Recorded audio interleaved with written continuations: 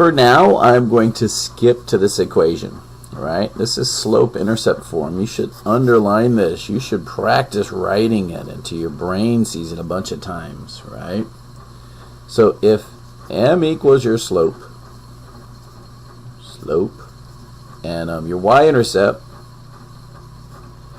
is 0b, the formula y equals mx plus b is your, well, it's kind of how we're going to represent the line the vast majority of the time. But there's your slope, right? And this right here is your y-intercept. I'm going to show you how to plug stuff in. There's an example right there, but let's do one together. Ready? So I'm going to come over here, and we are going to take this equation right here, and I'm going to do 3 of them with you anyway. And we're going to use y equals mx plus b. Well, the first thing you want to do is you want to find out slope. So I'm going to go to these two. I'm going to say x1, y1. I'm going to say x2, y2. And I'm going to say, hey, slope is the second y minus the first y over the second x minus the first x, right? And if we do that, oh, they wanted us to put the formula up there. So y2 minus y1 over x2 minus x1. And now we got the second y minus the first y over the second x minus the first x, right? That's going to give us 8 over 2, which is a slope of 4. We lock this in. We know we have a slope of 4, right? And then all we've got to do is this. All we've got to do is substitute one pair right here. Alright? So, and then we can solve for b. Well, you know what? 0, 5 is actually b. So let's plug that one in because it's a little easier.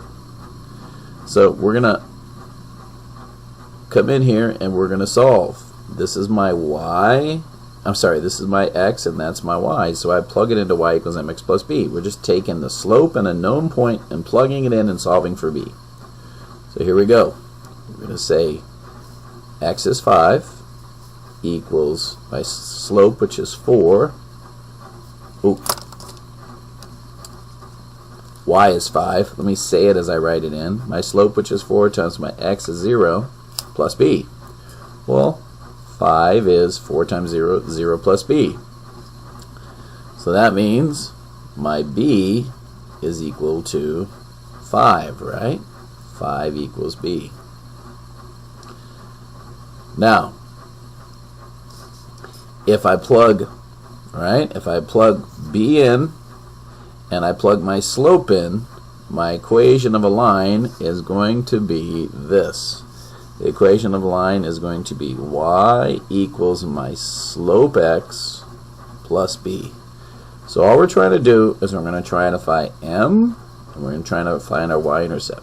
We're going to come down here and do this. You ready? So watch how easy. It's going to look easier with not all the extra lines.